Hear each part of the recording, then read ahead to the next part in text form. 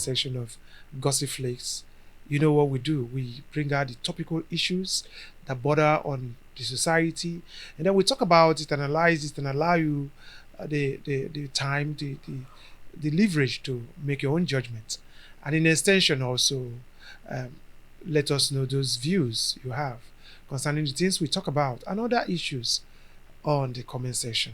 My name is Alobi Edwards, and today we'll be talking about a lot of issues that border on religion, the religious dogma that has a lot to do, among the we Africans, and of course, particularly Nigerians.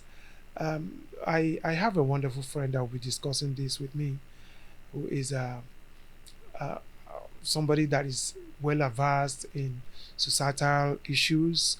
He is a commentator. He's a speaker, motivational speaker.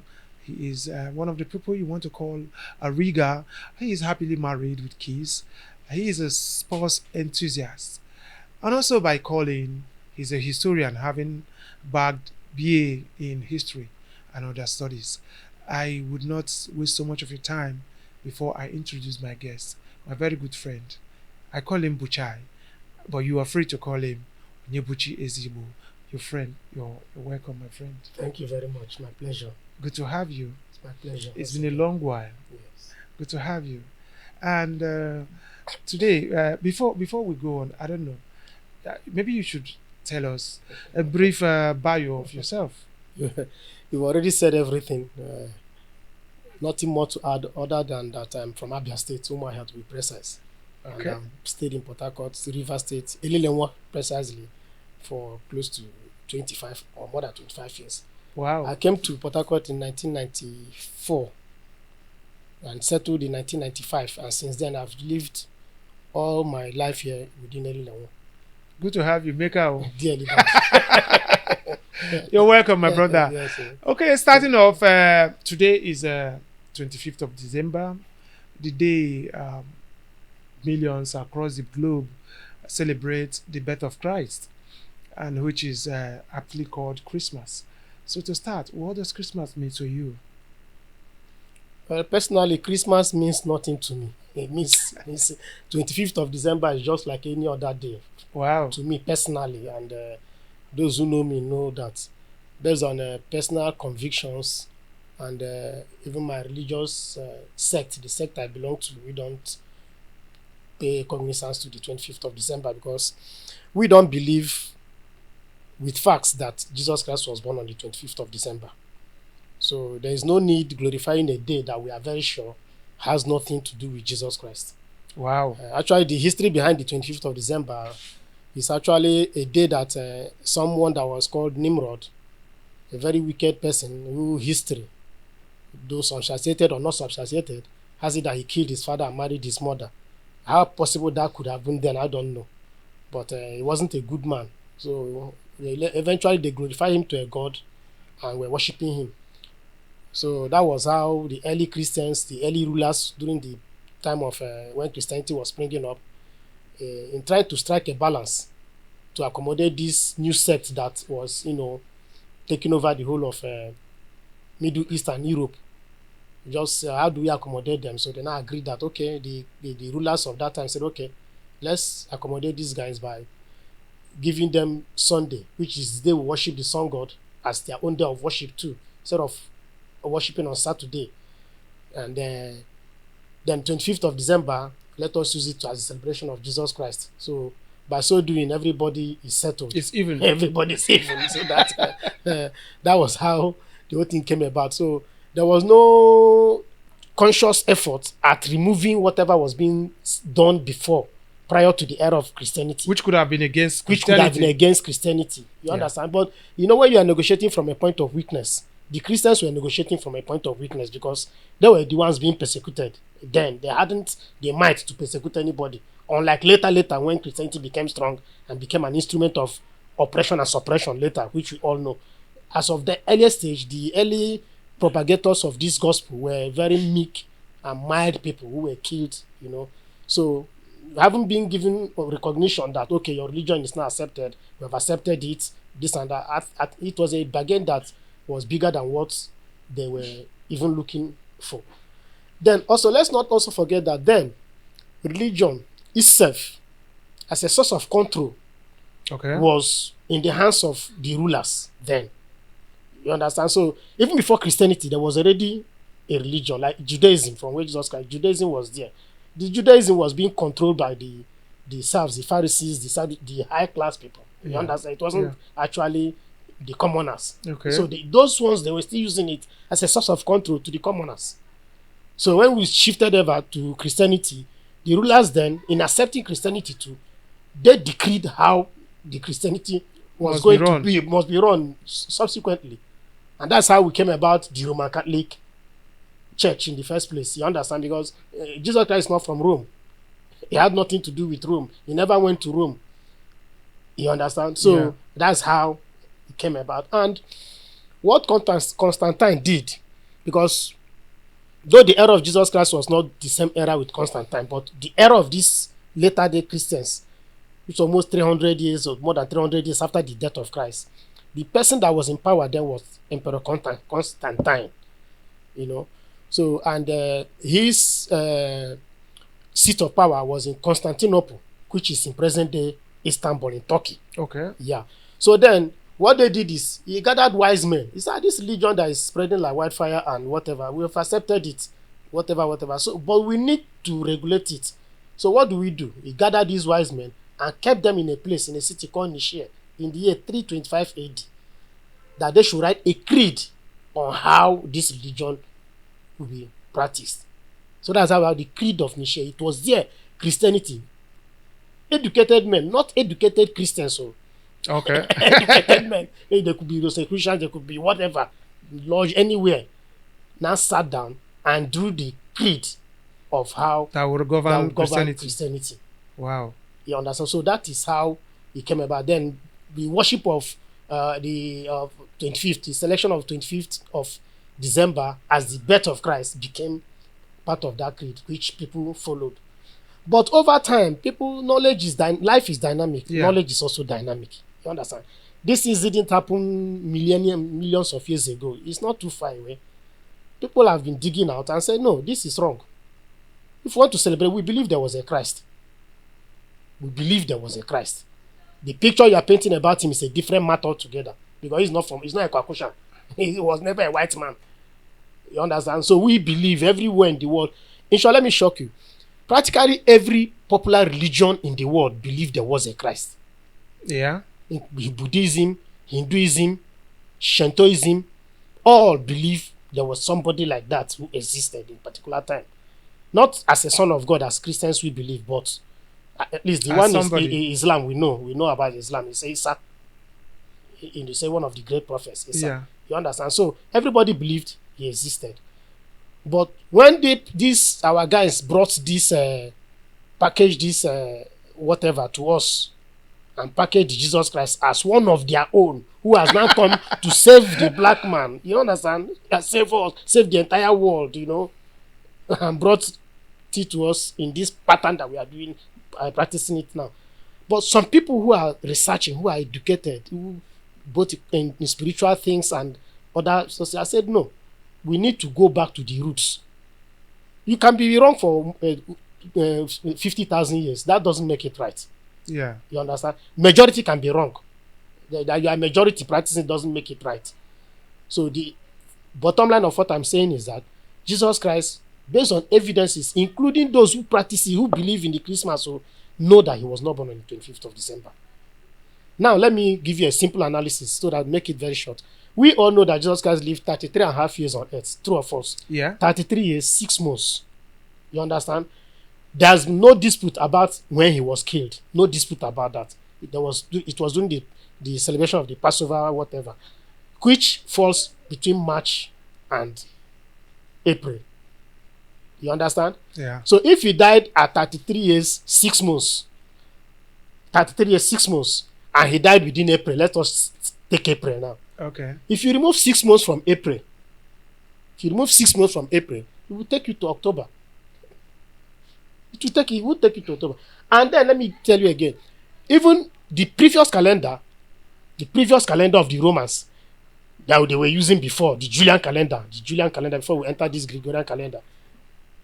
This month of December, which is the 12th month now, used to be the 10th month. It used to be the 10th month. I have to admit that I'm a bit lost here. Now, listen, how did the thing alter? Is that in trying to accommodate some of their great men, mind you, the names of the months are named after gods. Janus, February, Janus, the two first god, February, March, after Mars, April, which is supposed to be the first month, named as the first month, May, after the god of merriment, June, after the god of fertility. Then they now named July, the month Julius Caesar was born. They now named him after Julius Caesar, July. Now made it the 7th month. Then Augustus Caesar, his nephew, now they named August after him. Now made it the 8th month. So now September, which is Septa, which is supposed to be number 7, was now shifted to 9. October, which is supposed to be number 8, Octa now, was now shifted to 10. Now, November means 9, now became 11th. December means 10, now became the 12th month. So what are you implying with all of this? What I'm implying is that Christ was not born in any December. If there is a date we are going to celebrate, we are going to choose to celebrate himself a month, let us choose October. It's nearer. Why do we have to? What are the empirical or historical facts to back up that assertion? I just gave you one now that he lived 33 years and 6 months now.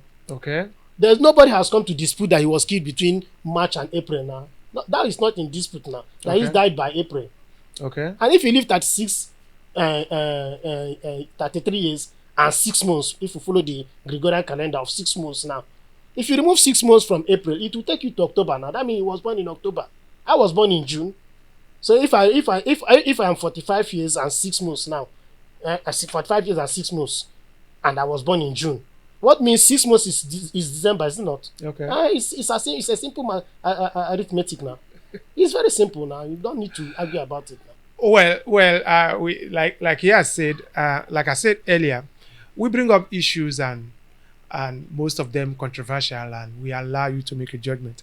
I want you to look at what he's saying, and you are really educating us. For me, I'm lost. I said it earlier. I will not be shy to say that I didn't know some of all those things you're saying. But and why are we here? Thank you for bringing out this light. And I want to also, though you've talked about the evolution, the history of religion, but how did we get here? Where we had divergent views, some people say this, some people say that. Would you be able to encapsulate all of this to say this is why these diversities exist? Well, religion is the definition is an organized way chosen by a group of people to worship a god or a deity. Chosen and agreed by a group of people to worship a god or a deity. So you and I can choose to worship a god somewhere. We decide that this is the way we want to worship. Because religion itself came because of man's inquisition in knowing who God is. Okay. People are unable They need to know God. They need to know God. So people kept exploring, kept trying and to find out so to do some certain things. It works for them. They say, okay, this could be it. And now people come and look at what you've done, take a different approach and say, look. But what I believe strongly is that religion is local. The worship of God is local. Look at it one sense. It's supposed to be local. And spirituality and religion are two different things altogether anyway. Now, why do I say it's local? In the whole world, we are divergent people.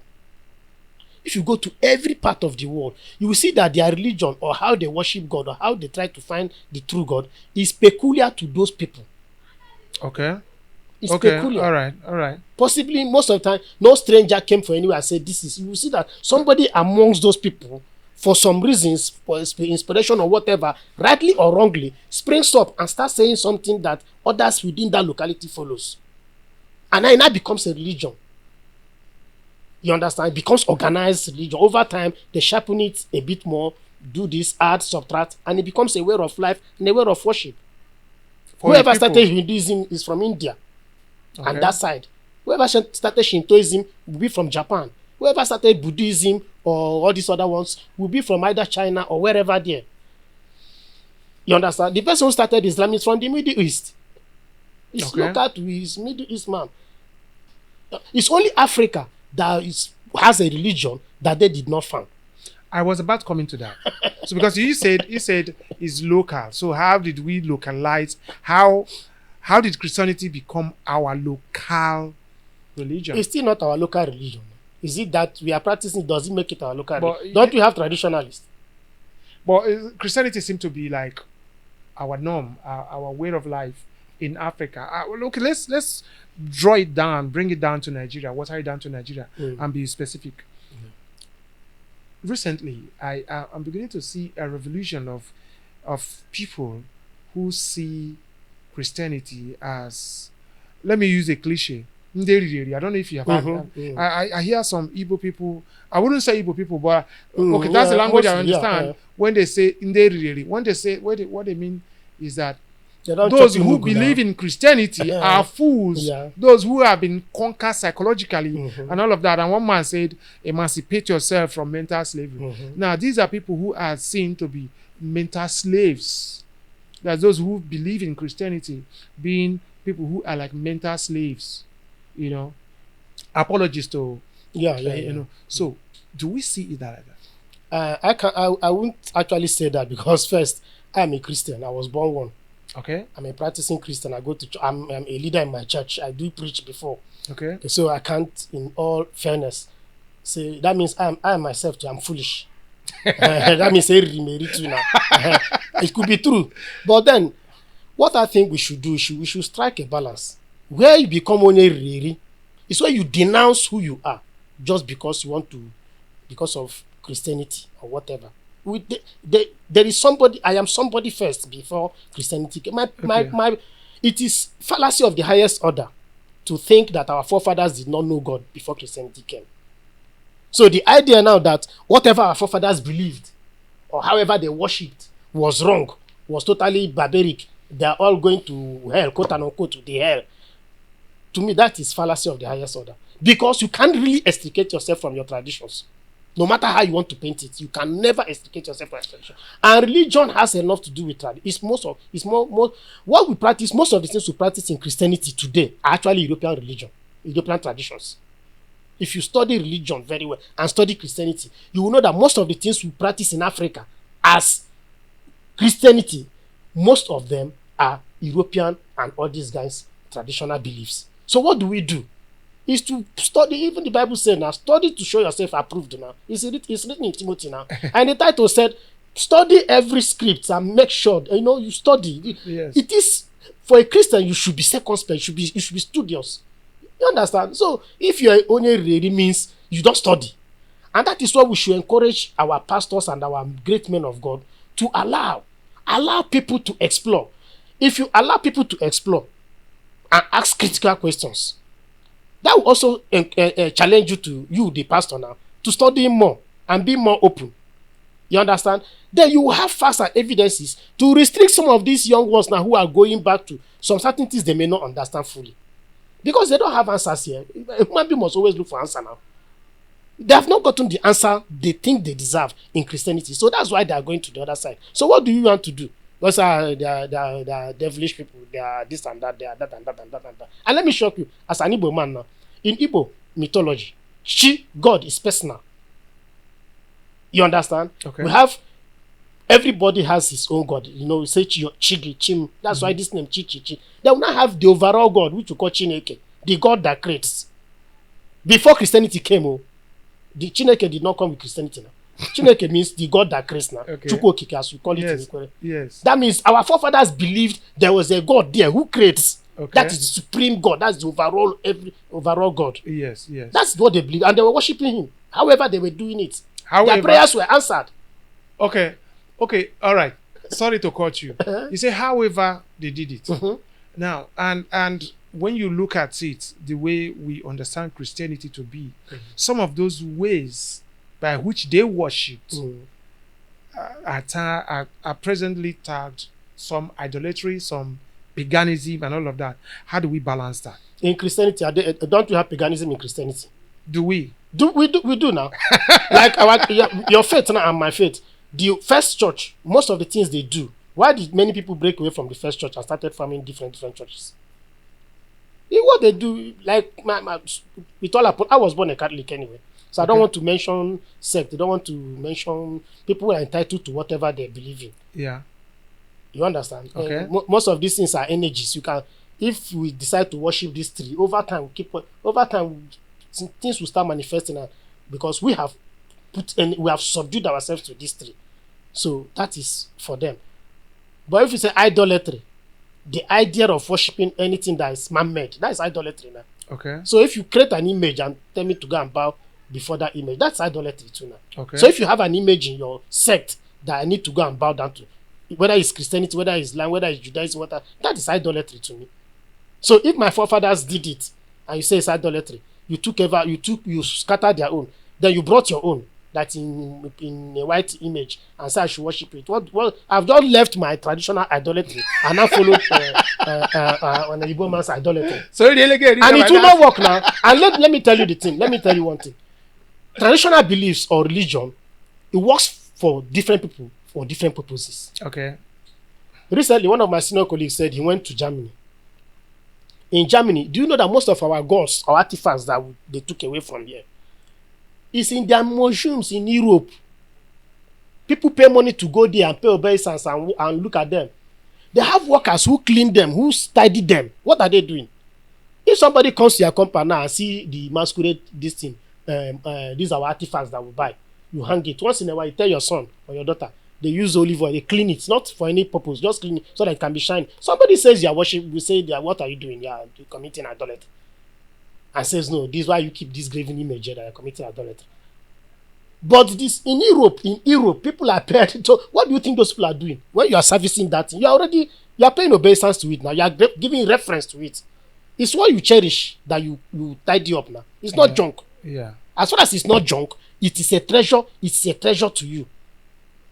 You understand? Yeah. So for me as an African, we should have accepted this Christianity on our own terms, though we didn't have the choice. If you know how imperialism came, how whatever happened, we didn't have a choice. That's why some of our forefathers, like Zeke, people like Zeke, they said no, change everything and turn it and form God and religion. They looked at Christianity, looked at the one that does not contradict African traditions and culture, took it and maintained their traditional settings. Some of them renounced their foreign names. Why would I even answer a foreign name in the first place now? That has no bearing. Our parents used to name us based on circumstances. Every traditional African name has a meaning. Yeah. And has a story behind that name. Yeah. So do you see where the realer was now? By making you denounce your name, denounce your religion. Even they are making us denounce our colors and our hair texture. Our women are now buying hair 1 million, 5 million. Hey, my brother, leave it. I don't want us to. If this subject is inexhaustible. Yeah. You understand? Yeah. So where we got it wrong from beginning was accepting hook, line, and sinker what they came to us with. But they came with economic power and weaponry. They bribe you, you accept. If you don't accept, they kill you. Like in Benin, where they invaded Benin here and destroyed everything and stole whatever they could steal and kidnapped the king and took him to Calabar on exile.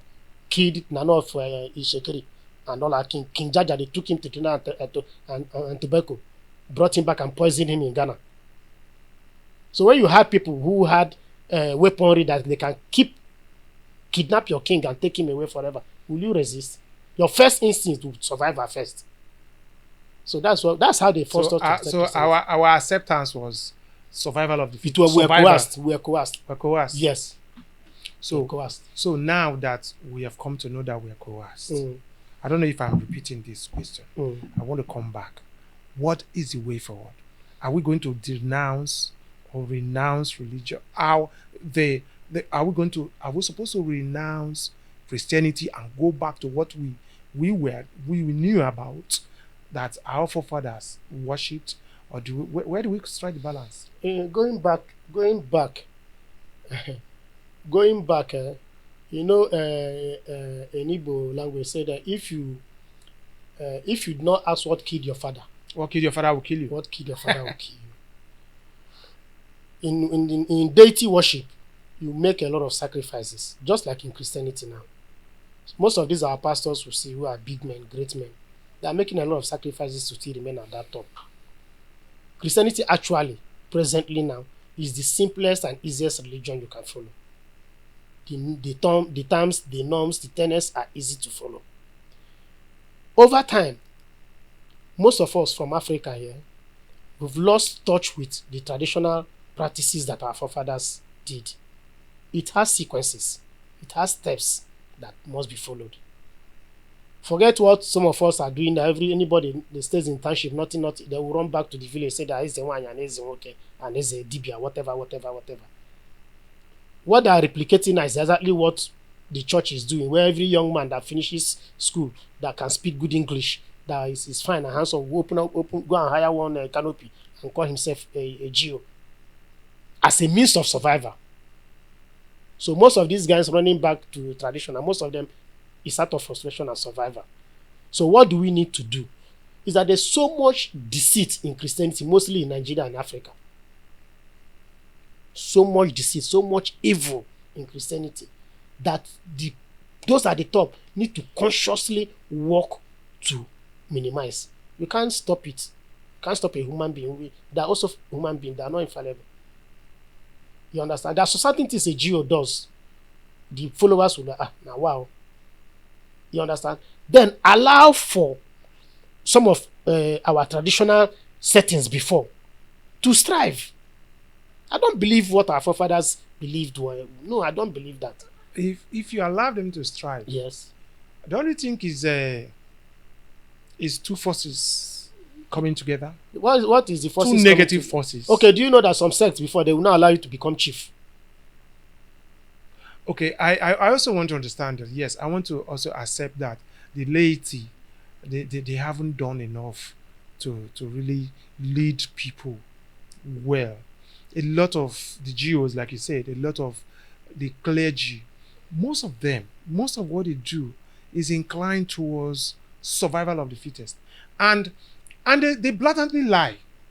They lie, in their conduct, in whatever. I mean, I suppose that's not actually the issue we want to talk about, but the truth about the matter is that we haven't been helped enough by the clergy. Okay, now, having said all of this, what is the possible solution? I don't want to believe that Christianity hasn't done us good. No, it has. For me as a person, I believe that Christianity has made us have a conscience. Yes, I do. That's very that's subjective. Well, like I said my person. I believe that Christianity, because those who are children of Christians, Christian children, are really exemplary in the times of morals and all of that. That's what I believe. That's what I have seen. And I think that Christianity has done that good for us. You understand? But then, how do we get it perfect? We can't get it perfect now. The perfection is only in God's kingdom, according to your nice belief. But then again, this new generation churches should de-emphasize on materialism. You see why frustration is coming to so many young men and they're going back into traditional belief. Is this our modern day Christianity has created competition. Doing well is not limited to how much you have. Yeah. You understand? Unfortunately. So if you are very, very educated, you are a professor, you don't have billions, you are seen as, you understand. But if you are an illiterate, you are an agboro, you are a tout, you are a kidnapper, you can build a cathedral, the next thing you can be given tithe. So young boys now are now looking at it. Is it just, they should go back to preaching of salvation. As imperfect as early Christianity was when they brought the Christianity to us in Africa, as imperfect as it was, as manipulative as it was. Manipulative? Yes, it was manipulative. You're using term, yes, hard I'm terms. No, I'm conscious of what I'm saying.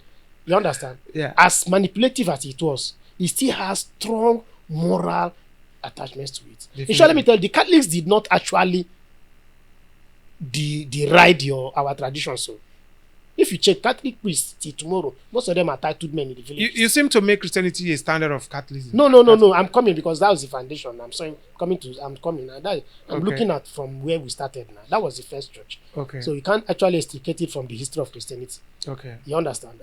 So back to what I was saying. So now they now make it look as if when these guys came from this thing, they taught you morals, they taught you skills, they took you to their climes and taught you survival, taught you had education, science, whatever, and you came back, you added value to the society. You understand? So when you come back and you are adding value, others want to follow you. Mind you, in those days, now Filefu, they will send to follow the missionaries. The Filefus came back, better people, they had money, they were doing well. So even those who were doing well now wanted to join in this thing. But now, the modern day Christianity now, you see people who are serving in the church, very poor people, they remain poor. There used to be what they call church rights. What does that mean? I I have the in a church, you hardly find food. You hardly Okay. find food. okay. So when you say somebody is aspired as a church, that means you are in a place where you can Where there's barely no food. there's no food, you can barely feed. But So technically, this is a technically church that's life the was opposite discipline. now. Yeah, that's the opposite now. No, but materially, you don't find foodstuffs per se in a church now. Okay. That's what it means. The rat will not see anything to eat in the church. Okay. You understand? That's an aside anyway. That's an aside. Sorry You understand? for digressing. No problem. So what I think we should do consciously, the men of God, they are doing well. Some of them they are trying. They are trying. But emphasis should go back on preaching salvation, preaching modesty, preaching respect, preaching those values that they themselves grew up with. They themselves grew up. That is the values they grew up with. This thing of jet and Cadillac and schools that your members cannot afford, for me, is discouraging. There's so much emphasis on materialism now. So when these guys in the church, they worship, they do everything, they clean church, they do a lot of things, they cannot meet up. Instead of encouraging them to go to school, learn, get a skill, and do something and earn a living, you are putting service every day of the week. They tried, nothing is working out. They said one thing from the village. Some of them start accusing uncle in the village, or some of them will now go back to the village setting and start worshiping what they don't know how it started. I want to tell you something. Yeah. There was this story. It wasn't a fable. It was actually a true life story. My father had a friend, and the friend used to, worship traditionally, and then over time he was preached to, and he started attending church. And then one day he told my father, Edward, he said, Eddie, I have left you. Left where? I've left them. Oh. Why did you leave them? I left them this the church. Why did you leave them? He said they are too expensive. Bring this, bring that, bring this, bring that every day. Money for this and money for that. The way I used to worship, it wasn't as this expensive. I wasn't paying this much. So I have left and have gone back to the traditional way. So that is just a way to say that there's probably too much to pay for when in the Christian, in Christendom, which I know that that is one of the things we want to actually, see how things can be done well and these things are toned down so that even the poor can breathe Yeah. in Christianity. It's been a wonderful time, and for viewers, we've had it. The clergy should talk more about salvation. Talk about. I hear less about hell and heaven. They don't talk about that a lot. When I was young, they scare you with you're going to go to hell, and then they cajole you with you're going to go to heaven. These days we don't hear we don't hear much of that. Shall not steal. We, Thou shalt not commit. no, We don't what we hear those now things is going to be well with you. My God is my poor God. All those kind of a thing, and they're actually derailing. So please, you've heard it, and we will bring it up, and you make your judgment. my guest here has said that he doesn't believe in Christmas. He doesn't believe that Jesus was born on the 25th. A lot of people would want to argue that. Well, you make your judgment and let us know what you feel about some of the things we've talked about. They are so inexhaustible. We can't finish them in a very short time. So we don't want to bore you with so much rhetoric. So we'll be rounding up from here. So, but before we do, what would be your last take, Bujai? My last take is that being a Christian should not remove your Africanness. There's also this new trend about people now changing their African names to English names. That is, to me, that is madness. Because if you go back to the church too, most of our general overseers are bearing their traditional names. Yeah. All the popular ones in Nigeria. Yes. The one in Port Harcourt here bears his father's name. Yes. So I don't know where this trend of if you are bearing traditional name now, you are a local Makes you person. local. Makes you local. It makes you a traditionalist. Like in my family now, my elder sister, her first name is English. The husband's name, she chose the English one.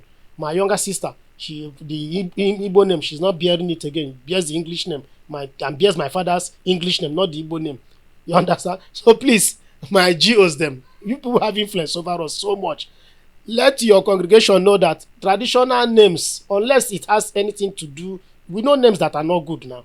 But normal, like my name is Onyebuchi Ibeya, who is another person's God. It's a very lovely name. I can't change it for anything. You understand? So if such names, let them bear their names given to them by their parents. Your father can hate you. Yes. Your father has spiritual authority over you than any GO in the whole world. Quote me anywhere. Even the GO will tell you. Than the Pope. Whatever you say happens to your child, that is what will happen over what any other person, apart from God in heaven, that can annul that thing that you said. Yeah. So there's no how your father would have given you a name, and suddenly you went, maybe you got a first degree or a diploma. Suddenly you are now wiser than your father and said, "This my Nebuchina is not a good name. It's Adolphus that I want to answer that. I don't know where it came from." So let us do that, please, so that we can help the youth, help the church, and let us preach salvation. Let us preach morality, so that our young ones will not see the end justify the means as a way of life. No, that is not good at all. Thank you very much. Thank you very much. Thank you. We've heard it all from him. We let us preach salvation, as it is, and then let us be proactive concerning our God-given, the names God has inspired our parents to give us. My name is Webilo, and what it means is, incidentally, it's like my English name too. I think my parents must have gone through something before I was born, and it's like all is well now. I am now relieved, kind of. So I like you said, I wouldn't change that for anything. So I thank you for coming. I thank you, our viewers, for taking time out to stick around and hear us talk. We want to thank you very, very well from our hearts. All of you, those of you who have subscribed, we thank you for that. Want to beg you more to share this work, subscribe to our channel, Media Freak TV, and spread the word around. Thank you very much, and thank you, Buchai. Yeah, pleasure. My name remains Alobi Edwards. Thank you for this time. Bye-bye.